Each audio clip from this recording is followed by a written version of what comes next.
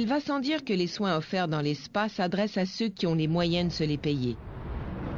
Les personnes démunies ne peuvent même pas se permettre d'en rêver. Sauf une fois par année, dans le cadre de l'événement État d'urgence au centre-ville de Montréal. Le temps d'un week-end, les pauvres et les sans-abri se laissent dorloter par une équipe de bénévoles.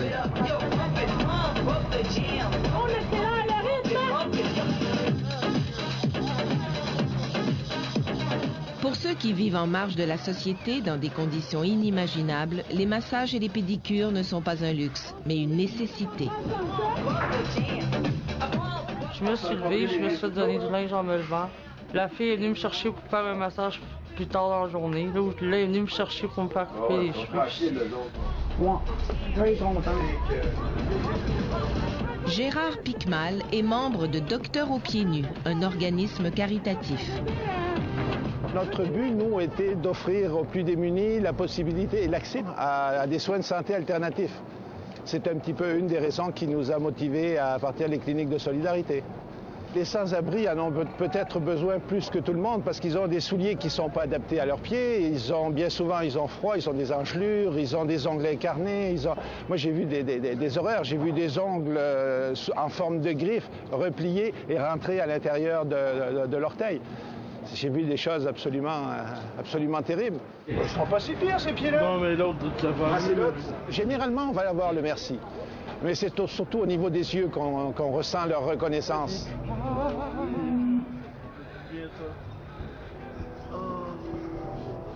Il y en a qui ont les larmes aux yeux parce qu'on s'occupe d'eux, on leur parle, on s'occupe de leurs pieds, on leur donne un massage après, on leur donne une paire de bas, une tuque.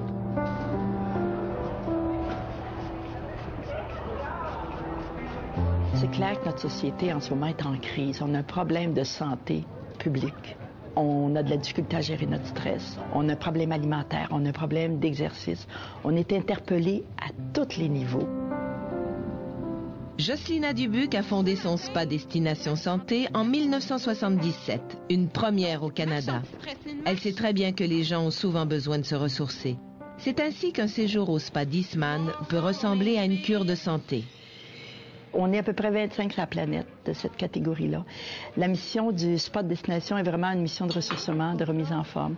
C'est pas une offre hôtelière comme les autres. Un hôtel ne peut pas être un spa de destination.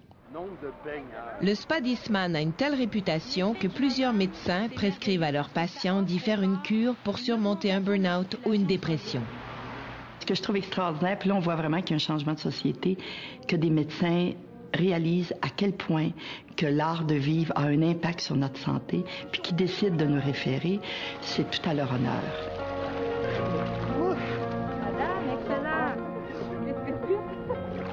Qu'ils soient esthétiques ou thérapeutiques, les soins offerts dans les spas soulagent des malaises physiques et psychologiques engendrés par la vie moderne. Rythme de vie effréné, stress, anxiété, épuisement. Loin d'être une mode passagère, les spas sont sans doute là pour rester. Le pharmacie, c'est de revenir, de prendre contact avec son corps, de prendre une pause pour dire, pour quelques instants, je me sens de l'extérieur. Et si on habite mieux son corps, moi je pense qu'on peut vivre mieux aussi. Que ce soit les gars, que ce soit les mères monoparentales, que ce soit des personnes âgées à faible revenu, ils ont surtout besoin d'un contact. Et je crois qu'on leur apporte en premier lieu un contact humain. On discute avec eux.